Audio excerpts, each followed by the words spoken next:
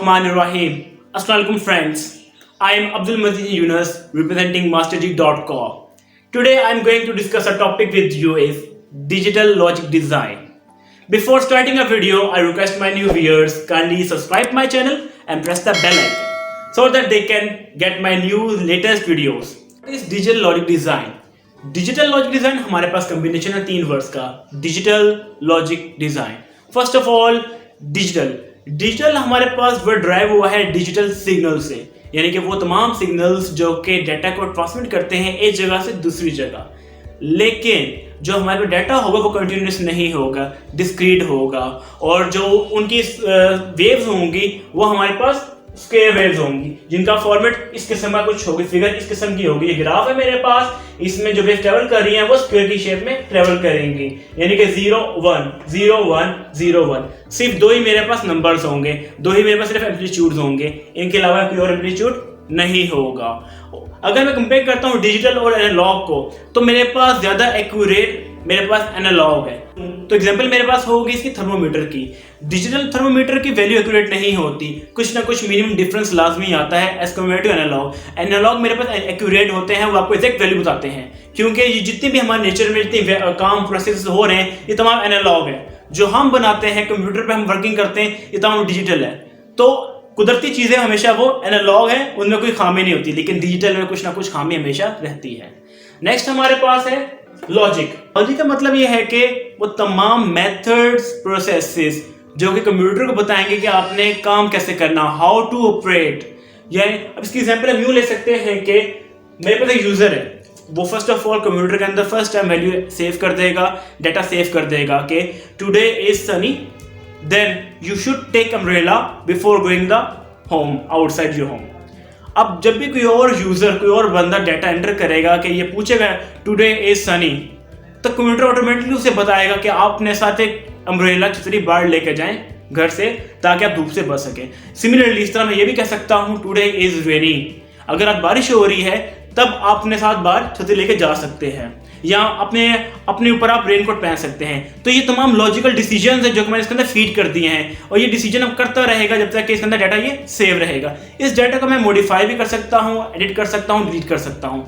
Third हमारे पास है design, यानी कि हमें वो तमाम मेथड प्रोसेसेस को किस तरह से डिजाइन करेंगे, किन फैक्टर्स की बेसिस पे डिजाइन करेंगे, वो हम देखेंगे डिजाइन के अंदर. जैसे कि एग्जांपल है मेरे रेन की.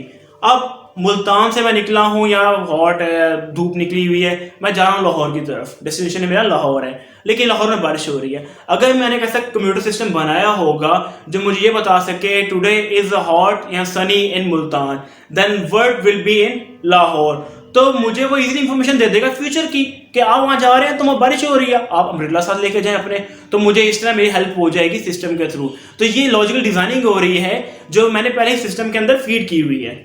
सिमिलरली अब इसके अगर होल डेफिनेशन को देखेंगे तो वो होगी system in which by using digits 0 1 we can design logical functioning of a computer. यानी कि हमने सिर्फ दो डिजिट्स की मदद से 0 1 की मदद से हमने होल सिस्टम की लॉजिकल डिजाइनिंग करनी है, जो कि हमें फ्यूचर की कुछ प्रिडिक्शन दे सके, कुछ इंफॉर्मेशन दे सके, और इसकी मदद से हम बड़े से बड़े नुकसान से बच सकते हैं. तो ये हमारे पास है DLD, that is digital logic design. अब हमने काफी ज्यादा नाम सुना होगा गेट्स का. आप 1 से लेकर मैट्रिक किया, FSC किया आपने, अब BS कर रहे हैं, आप आगे मास्टर्स करेंगे, फिर करेंगे. अब आपके ज़हन में हर जगह कभी ना कभी आप नाम सुनेंगे गेट्स का. गेट्स का क्या फायदा होता है, गेट किस पर्पस के लिए यूज होते हैं? जो गेट्स होते हैं वो लॉजिकल डिसीजंस करते हैं. हमारे रियल लाइफ के अंदर भी इसके कई एग्जांपल्स मौजूद हैं. अब हम देखते हैं कि हमारे पास कितने टाइप के गेट्स हैं, लेकिन मैं यहाँ कुछ गेट्स की आपको एक्सप्लेनेशन दूंगा, कुछ आपको गेट्स के यहाँ सिंप्लीफाई करके बताऊंगा. तो फर्स्ट ऑफ ऑल हमारे पास जो गेट वो है और गेट आपको हमेशा एडिशन करके ही देगा. सपोज मेरे पास दो वैल्यूज कह रहे हैं आप, या दो आपके पास इनपुट्स हैं 1 0. जैसे कि एडिशन में क्या होता है, ऐड करता है. आप भी इनको अगर ऐड करेंगे तब हमारे पास आंसर 1 आएगा. यानी कि अगर हमारे पास दो इनपुट्स में अगर कोई एक इनपुट भी 1 हो गया तब हमारे पास आंसर 1 आएगा, यानी ट्रू हो जाएगा. सिमिलरली एंड में का मतलब है मल्टीप्लाई. अगर मेरे पास दो इनपुट्स हैं 1 और 0, 1 0 0. अगर मेरे पास कोई एक इनपुट भी 0 हो गया एंड गेट के अंदर, तो आउटपुट मेरा 0 आएगा। अगर मैं चाहता हूं कि मेरा आउटपुट 1 आए, तब मुझे दोनों ही इनपुट 1 लेने पड़ेंगे, तभी मेरा आउटपुट 1 आएगा। थर्ड है नॉट। जो भी आप इनपुट दे रहे होंगे उसे रिवर्स कर देगा ऑटोमेटिकली। अगर मैं सपोज 1 इनपुट की बात करता हूं तो इसे रिवर्स कर देगा, वो 0 कर देगा। अगर मैं 0 की बात करूंगा तो इसे वो 1 कर देगा। फोर्थ है नॉट। नॉट मतलब है रिवर्स ऑफ प्लस, यानी कि जो आपके पास प्लस का आंसर या 1 आया था ना, वो इसे वो ऑपोजिट कर देगा 0 में, तो ये मेरे पास बन जाएगा नॉट। नैंड सिमिलरली एंड का ऑपोजिट है, रिवर्स ऑफ मल्टीप्लाई। जो यहां मल्टीप्लाई का आंसर में 1 आया था उसे वो यहां 0 कर देगा, और ये मेरे पास गेट्स के हवाले से अब हम डिस्कस करेंगे ट्रुथ टेबल और इनके सिंबल्स को। हमारे पास जो सिंबल्स हैं और गेट का, उसकी शेप इस किस्म की होती है। अगर हम इसके आगे बबल लगा दें तो वो बन जाएगा नॉट। एंड गेट का सिंबल ये वाला होता है डी शेप, अगर इसके आगे हम बबल लगा देंगे तो वो बन जाएगा नैंड गेट। लास्ट हमारे पास नॉट। नॉट की शेप एरो शेप होती है, और एरो के आगे हमने बबल लगा दिया, वो बन जाएगा नॉट। अब हम बात करते हैं ट्रुथ टेबल के ऊपर। ट्रुथ टेबल के ऊपर जाने से पहले मैं आप लोगों को एक चीज क्लेरिफाई कर दूं कि इनपुट यानी कि ए बी सी जो मैंने लिखी हुई है, ये मेरे इनपुट्स हैं।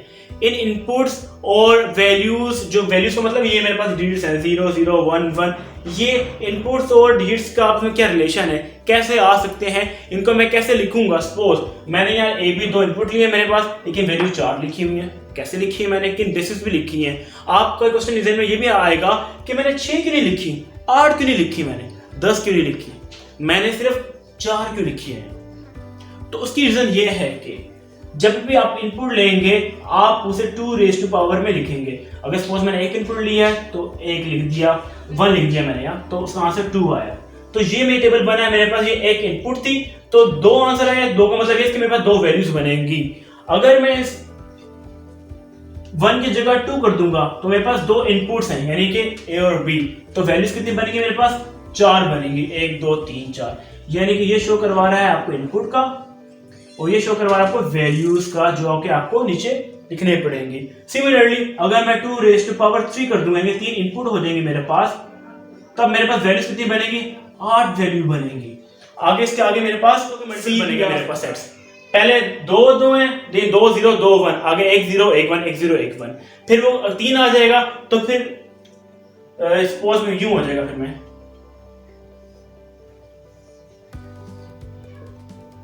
ए बी सी 4 0 4 1 2 0 2 1 2 0 2 1, फिर 1 0 1 1 1 0 1 1 1 0 1 1 और 1 0 1 1। सिमिलरली अगर मेरे पास 2 रेज़ टू पावर 4 आ जाएगी, 16 वैल्यूज, तो फिर क्या होगा, 8 0 8 1 4 0 4 1 2 0 2 1 1 0 1 1। तो ये मेरे पास इनपुट और वैल्यू का रिलेशन है, इनको हम कैसे लिख सकते हैं। अगर हम इनका ट्रुथ टेबल बनाएंगे तो मैं जो इसका और ट्रुथ टेबल होगा उसमें वैल्यूज को मैं ऐड भी कर सकता हूं अपनी आसानी के लिए। ऐसे कि 0 0 का मेरे पास और भी रिजल्ट क्या आएगा, तो इनको मैं प्लस कर सकता हूं, 0 प्लस 0 का 0 आएगा, 0 प्लस 1 1 होगा, 1 प्लस 0 1 होगा, 1 1 1 आएगा। अब आपके क्वेश्चन एक राइज होगा ज़हनों में आपके कि मेरे पास 2 क्यों नहीं आया, क्योंकि मैं यहाँ डिजिटल सिग्नल्स को ले रहा हूँ, और डिजिटल सिग्नल्स मेरे पास सिर्फ 2 ही डिजिट्स पर ऑपरेशन परफॉर्म करते हैं, 0 1, 2 पे नहीं जाते, यानी कि बाइनरी पर ऑपरेशन परफॉर्म करते हैं। देन मेरे पास नॉट ऑपोजिट है मेरे पास एडिशन का, जो इनके रिजल्ट्स आए हैं, अगर उनका ऑपोजिट करके नॉट में लिख दूंगा तो वो सही होंगे और इनका रिवर्स हो जाएगा। अगर सपोज 0 0 या और मेरे पास 0 आया था, यहाँ नॉट में क्या हो जाएगा 1 0 1 1 था, वहां मेरे पास 0 1 0 1 था, यहाँ क्या हो जाएगा 0 1 1 1 आया, वहां क्या हो जाएगा 0। नेक्स्ट मेरे पास है एंड का मतलब होता है मल्टीप्लाई करना। 0 0 मल्टीप्लाई करें, 0 0 0 0 1 0 1 0 0 1 1 1। अगर मैं जो मेरे रिजल्ट्स आए एंड के, अगर उनको मैं ऑपोजिट करके यहां लिख दूंगा तो वो मेरे नैंड के रिजल्ट्स बन जाएंगे। 0 0 0 आया तो ऑपोजिट क्या होगा 1, 0 1 0 आया था मेरे पास तो यहाँ लिखूंगा मैं 1, 1 0 0 आया था यहाँ क्या लिखूंगा मैं 1, 1 1 1 आया था मेरे पास तो यहाँ क्या लिखूंगा मैं 0। तो ये मेरे पास और नॉट एंड नैंड के दो टेबल हो गए। लास्ट मेरे पास है नॉट का। नॉट में मैंने सिर्फ एक इनपुट लिया ए, उसका रिवर्स मैं अब बात करता हूँ 0 के रिवर्स की। 0 का रिवर्स मेरे पास 1 होगा, 1 का 0 हो जाएगा। तो फ्रेंड्स ये आज का टॉपिक था डिजिटल लॉजिक डिजाइन का बेसिक्स जो मैंने आपसे डिस्कस किए। इंशाल्लाह नेक्स्ट वीडियो में मैं आपको बाइनरी नंबर्स के हवाले से एक ओवरव्यू करवाऊंगा जिससे आपकी मजीद अंडरस्टैंडिंग अच्छी डेवलप हो जाएगी। आज तक के लिए इतना ही काफी। इंशाल्लाह आपसे नेक्स्ट वीडियो में मुलाकात होगी। खुदा हाफिज। ओके।